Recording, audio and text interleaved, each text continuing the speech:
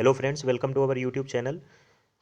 हिंदी की part third में आपका स्वागत है, जिसमें पर्यायवाची और विलोम शब्द के बारे में बात करेंगे। पहला क्वेश्चन है, वामन का पर्यायवाची शब्द है। बौना, कानन, शमीर, बंदर।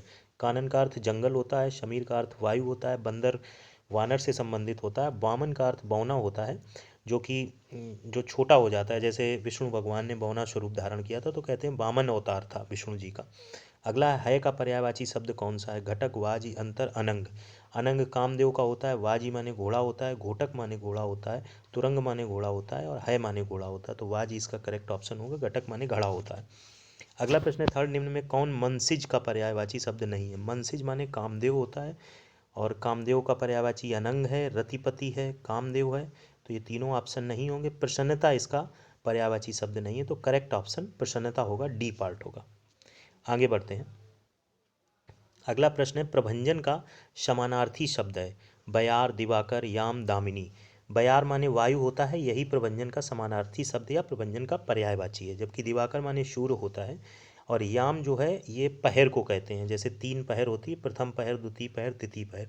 ये समय के एक निश्चित कार्यकाल को याम कहते हैं। सव्यसाची किसका पर्यायवाची शब्द है। ये प्रश्न जो हमने शामिल किए हैं, ये पर्यायवाची शब्द यूपीपीएससी में अब तक जितने भी हिंदी के क्वेश्चन पर्यायवाची में आए हैं, उन सबसे छांट कर ये हमने आपके सामने 8 से 10 पर्यायवाची और विलोम शब्द रखे हैं, जो आपको प्रथम दृष्टि में कहीं ना कहीं गलती करने के लिए बाध्य कर सकते हैं। तो गलती ना हो इसलिए ध्यान से इन क्वेश्चंस को देख लीजिएगा। सव्यसाची किसका पर्यायवाची शब्द है। ऑप्शन है कृष्ण, विष्णु, अर्जुन और युधिष्ठिर। अर्जुन को सव्यसाची कहा जाता है। जब आप गीता वगैरह पढ़ेंगे तो यहाँ इस शब्द का आपको देखने को मिलेगा, सव्यसाची का प्रयोग। अर्जुन को सव्यसाची कहा जाता है। निम्न में से खलक किसका पर्यायवाची। ये भी एक नया शब्द है।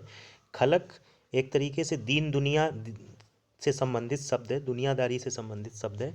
जहान में अभी तक कोई ऐसा पैदा नहीं हुआ। इसी को दूसरी भाषा अरबी, फारसी और उर्दू में से कोई ये शब्द रहा होगा। कमेंट बॉक्स में ज़रूर बताइए कि किस भाषा का शब्द है। तो जहान में यानी खलक में कोई ऐसा पैदा नहीं हुआ जो हमारा कुछ बाल बांका कर सके। ऐसे शब्दों को रोज़मर्रा की उसमें नहीं देखा जाता है, लेकिन इस्तेमाल होता है। तो खलक का अर्थ जहान होगा या दुनिया अर्थ होगा।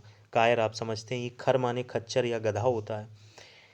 अगले प्रश्न की तरफ बढ़ते हैं। अगला प्रश्न है, उन्मुख शब्द का विलोम चुनिए। उन्मुख शब्द का विलोम चुनिए। ऑप्शंस आपके सामने हैं, सन्मुख, प्रमुख, विमुख और मुख। मुख का कोई मतलब नहीं है, प्रमुख भी नहीं होगा। उन्मुख आपके सामने कोई हो और आपसे दूर चला जाए तो विमुख, उन्मुख शब्द का विलोम हो जाएगा। अगर सन्मुख की बात करें तो ये एक तरीके से समानार्थी या इसका पर्यायवाची ही होगा। सन्मुख का भी विलोम विमुख होगा, उन्मुख का भी विलोम विमुख होगा। तो इसका करेक्ट ऑप्शन होगा विमुख। अगला प्रश्न है, मसरण का विलोम होगा। मसरण का विलोम होगा, तो ये प्रश्न आपसे पूछा गया है कि मसरण का विलोम क्या होगा। तो मसरण का विलोम में ऑप्शंस हैं कम, रुच, साबुत या फिर गाफिल। कम का तो कोई मतलब नहीं, मसरण माने होता है मुलायम। मसरण माने होता है मुलायम। रुच्छ माने होता है रूखा, तो मुलायम का रूखा विलोम हो जाएगा। साबुत का अर्थ होता है, जैसे कहते नहीं कि कोई साबुत नहीं बचेगा, मतलब कोई अखंड नहीं बचेगा। और गाफिल, गाफिल का क्या अर्थ होता है, इसको भी आप कमेंट बॉक्स में बताइए, गाफिल का क्या अर्थ होता है। यहाँ मसरण का विलोम रुच्छ होगा। निम्न में कौन सा अशुद्ध शब्द युग्म है। अशुद्ध शब्द युग्म का मतलब ये है कि चार ऑप्शंस में, तीन ऑप्शंस में सेम प्रक्रिया होगा। अगर वो एक दूसरे के विलोम है तो तीन एक दूसरे के विलोम होंगे और एक विलोम नहीं होंगे एक दूसरे के। जैसे रिजु वक्र है, रिजु माने सीधा, वक्र माने टेढ़ा, तो एक दूसरे के विलोम है। सघन, विरल, ये भी एक दूसरे के विलोम है। सन्मुख, विमुख, ये भी एक दूसरे के विलोम है। संग्रह, परिग्रह नहीं होगा, संग्रह का अपरिग्रह होगा। संग्रह मतलब इकट्ठा करना, अपरिग्रह मतलब त्याग देना।